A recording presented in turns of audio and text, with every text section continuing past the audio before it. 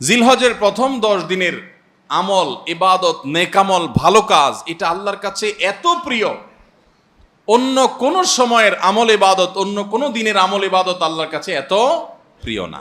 জিলহজের প্রথম দশকের এত মর্যাদা কেন বেশি ভাই? ইসলামের যে মৌলিক ইবাদতগুলো আছে প্রায় সব মেইন সব ইবাদতগুলোর সমাহার এই দশকে আপনি খুঁজে পাবেন, এমনকি রমজানেও পাবেন না সব। এই দশক যে মর্যাদার দশক যায়, ফজিলতের দশক যায়, ইবাদতের দশক যায়, জিকিরের দশক যায়, তাকবীরের দশক যায়, নফল রোজার দশক যায়, ধারণাই নাই আমাদের।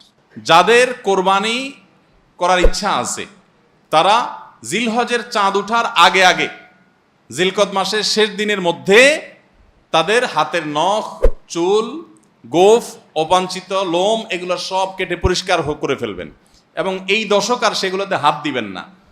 কোরবানি করে তারপরে সেগুলো পরিষ্কার করতে চাইলে করবেন, এই দশকে আর হাত দিবেন না। নবী সাল্লাল্লাহু আলাইহি ওয়াসাল্লাম বলেছেন, মান আরাদা আন ইউদাহিয়া ফালা ইয়াখুয মিন শা'রিহি ওয়া আযফারিহি শাইআ, যে ব্যক্তি কোরবানি করার এরাদা করেছে, নিয়ত করেছে, সেই জন্য তার চুল, নখ এগুলো না কাটে ওই 10 দিন। জিলহজের চাঁদ উঠছে আর কাটবেন না, চাঁদ ওঠার আগে আগে কেটে ফেলবেন এবং কোরবানির পরে যায় কাটবেন, এই 10 দিন বিরত থাকা।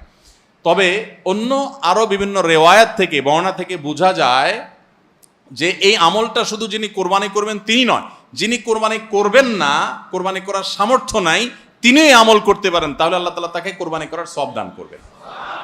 এমনকি কোন সালাফ, কোন সাহাবী থেকে এই আমলও বর্ণিত আছে যে বাসার বাচ্চা কাচ্চা যারা আছে তাদেরকেও এই দশকে চুল, নখ ইত্যাদি কাটতে নিষেধ করেছেন। তাহলে চুল, নখ ইত্যাদি কাটা থেকে বিরত থাকা এই 10 দিন, আগে কাটা এবং পরে কাটা, এই 10 দিন না কাটাকাটি না করা, এটা একটা মুস্তাহাব আমল। এবং প্রায় সব ফুকাহা একরাম এই ব্যাপারে একমত হয়েছেন। মওসুআ ফিকহিয়া কুয়েতিয়ার মধ্যে লেখা হয়েছে যে ইত্তাফাকাল ফুকাহা, সব ফকিহগণ প্রায় একমত যে এই দশকে যিনি কোরবানি করবেন তিনি তো বটেই, কোরবানি যিনি করবেন না তাদের তরফ থেকেও চুল, নখ এগুলা কাটা থেকে বিরত থাকা মুস্তাহাব।